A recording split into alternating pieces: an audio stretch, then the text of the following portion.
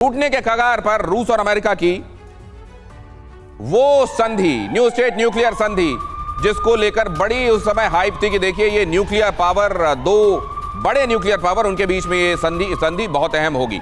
America ने रूस पर लगाया न्यूक्लियर संधि तोड़ने का आरोप। मॉस्को के ऑन साइट हथियारों के निरीक्षण के बाद यूनाइटेड स्टेट्स का यह आरोप। कांग्रेस की रिपोर्ट में अमेरिकी विदेश विभाग ने लगाया आरोप। न्यू स्टार्ट संधि पर वॉल स्ट्रीट जर्नल की रिपोर्ट में यह दावा किया गया। अमिताभ सर, इस पर आपका कमेंट।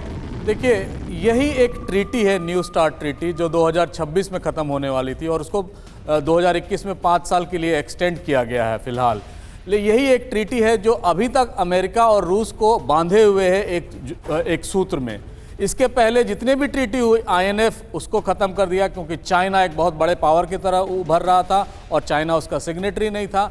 अगर इसके डिटेल में जाएं तो अगर रूस अब तक ये मान रहा है कि हम इस ट्रीटी में हैं, लेकिन रूस का ये भी कहना है कि अगर इससे डिविएट करते हैं तो हमें भी मजबूर होकर इससे बाहर जाना पड़ेगा। लेकिन दिमित्री पेस्कोव ने क्लियर कर दिया है कि हम इस ट्रीटी से बाहर नहीं आना चाहते हैं। और ये ट्रीटी इनफैक्ट लिमिट करता है न्यूक्लियर वॉर की कैपेबिलिटी को यूरोप में, नंबर लिमिट करता है न्यूक्लियर वॉरहेड्स कितने यूरोप में आएंगे।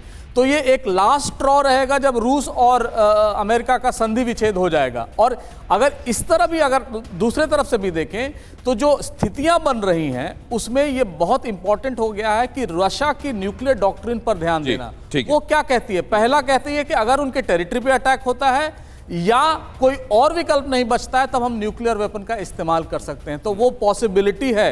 क्राइमिया की अगर बात करें तो क्राइमिया पर अटैक हुआ तो वो पॉसिबिलिटी को और हवा मिलेगी। दिनेश जी, तो क्या कर्च स्ट्रेट ब्रिज में जब ये हुआ था सर, उस समय एक बहाना नहीं था? अगर ये करना ही होता तो मैं कह रहा हूं सर, मतलब annex territory at the end of the day, तो वो आपने किसी समय आपका था, आपने यूक्रेन को दिया था और फिर आपने उसको वापस ले लिया।